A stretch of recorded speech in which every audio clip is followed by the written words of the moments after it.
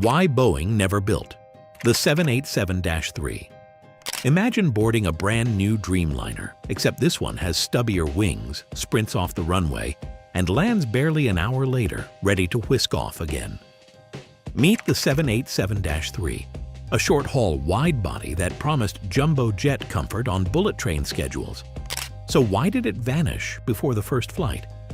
Stick around because by the end of this video, you'll see how production delays, shifting market winds, and a sudden collapse of orders turned Boeing's bold idea into aviation's greatest what if. If you love deep dives into aircraft that almost changed the sky, smash that like button, subscribe, and let's taxi to the full story. Number 1. Dreamliner Family Snapshot. Before diving into the orphan variant, let's zoom out to the rest of the Dreamliner clan. The baseline 787-8 seats about 240 passengers and stretches to 7,300 nautical miles. Stretch that fuselage 6 meters and you get the 787-9, roughly 290 seats with an even longer 7,600-mile reach. Go larger again to the 787-10 and capacity climbs to around 330 seats, but range contracts to roughly 6,400 miles. The aborted 787-3 would have reused the 787-8's fuselage, yet grafted on a clipped 52-meter wing for rapid short-haul missions. Number 2. Target niche, Japan's dense domestic routes. Think Tokyo Haneda to Fukuoka, Osaka to Sapporo, sectors bursting with passengers yet too short to exploit a long-range jet's muscle. In the early 2000s, All Nippon Airways and Japan Airlines were still flogging their special high-cycle 747 SRs and roomy 767-300s on these 1 to 2 hour hops, sometimes 15 times a day. Boeing spotted a sweet spot, swapped those aging jumbos for a lighter Dreamliner variant that could turn in 30 minutes, cruise just 3,000 nautical miles on cheaper fuel, and still board up to 330 travelers 2x4x2. ANA penciled in 28 orders, JL another 15. Enough, Boeing hoped, to launch a dedicated subtype tailor-made for Japan's domestic Shinkansen in the sky. Number 3. Design tweaks for short-haul efficiency. To chop the Dreamliner into a short-hop sprinter, Boeing kept the 56.7-meter 787-8 fuselage, but trimmed the carbon fiber wing down to 52 meters, swapping the elegant rake tips for blended winglets so the jet could squeeze into Japan's domestic gate boxes. Shorter wings and lighter spars slashed maximum takeoff weight from about 228 tons to 165 tons. Less structure, less fuel, lower landing fees.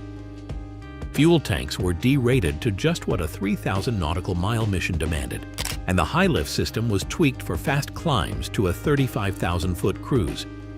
Crucially, pilots kept a common 787 type rating, promising seamless cockpit swaps across the fleet. Number 4. Program delays and resource shifts. Delays began almost as soon as the 787 rolled out in July 2007. Fastener shortages, incomplete supplier subassemblies, and missing flight control software forced Boeing to announce 5 slips in little more than a year, pushing first flight deep into 2009.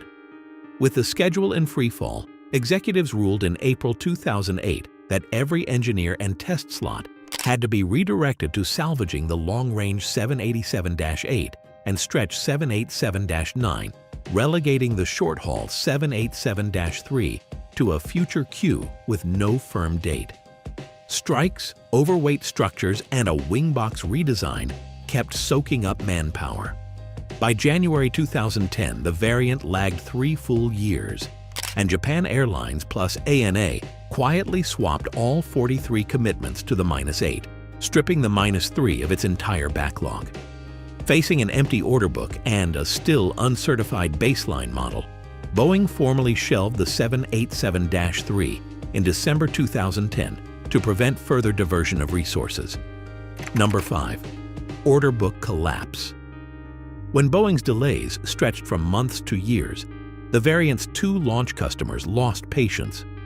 All Nippon Airways needed replacement lift fast for its bustling Haneda hub. Japan Airlines was sliding into bankruptcy reorganization and slashing capex. In mid-2009, both carriers converted their combined 43 orders to the baseline 787-8, which, though overbuilt for one-hour flights, would at least arrive sooner and share a global support pool. That left the 787-3 with zero backlog, no secondary customers in sight, and a certification bill Boeing could no longer spread across multiple airframes. Without firm demand, the program's economic engine stalled, sealing the variant's fate. Number 6. Economic and technical hurdles. Even if delays hadn't sunk the 787-3, its numbers no longer wowed the bean counters. Carbon fiber pays off over long cruise segments, but on Japan's 400 to 600 nautical mile hops, the jet would spend more time climbing and descending than sipping fuel efficiently at altitude. A lighter, metal-winged A321neo promised similar seat mile costs without wide-body landing fees.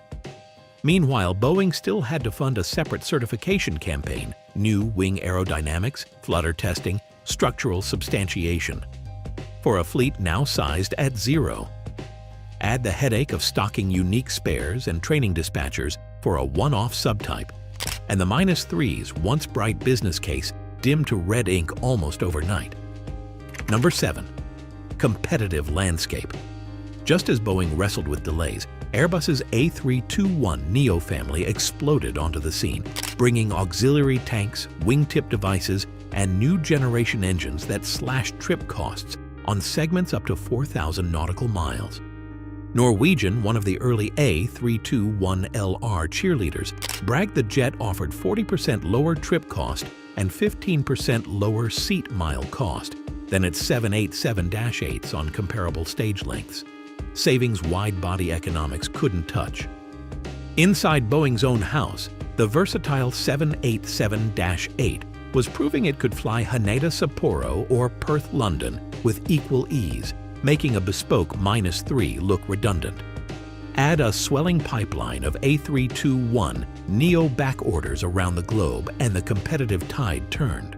A narrow body could now fly the very missions the 787-3 was designed for, at lower risk and without spawning a one-customer orphan fleet. Number 8. Formal cancellation and aftermath. With its backlog wiped clean, Boeing quietly withdrew the 787-3 from sale in December 2010, redirecting every engineer and test slot to finishing the long-range 787-8/-9. Marketing pivoted hard to those higher-yield twins, and the orphan variant became a boardroom cautionary tale on why designing a bespoke jet for a single domestic niche can backfire. Lessons that later echoed inside Boeing's early new mid-market airplane, brainstorming. Number 9. What if? Could a 787-3, like jet return? Could the idea rise again? Airbus has tested the waters with its A330-300 Regional, a 400-seat, D-rated twin aimed at Asia's jam-packed trunk roads, proof that some carriers still eye wide bodies for short sectors. Yet today, the single-aisle A321XLR can fly 4,700 nautical miles with narrow-body economics, hoovering up the very market Boeing once targeted. Unless slot-constrained megacities suddenly demand 300-seat twins again, a Dreamliner 3 revival seems unlikely, though aviation history loves a surprise sequel. Conclusion: the vanishing variant. The 787-3 proves that cutting-edge carbon and whispered fuel burn can't outrun bad timing. When delays mount and the market shifts, even a Dreamliner can die on paper. Its ghost now haunts every business case slide in Seattle, reminding designers to anchor jets in broad, resilient demand. Enjoyed the story? Smash like, subscribe, and stay tuned for more Almost Flew Legends of Aviation.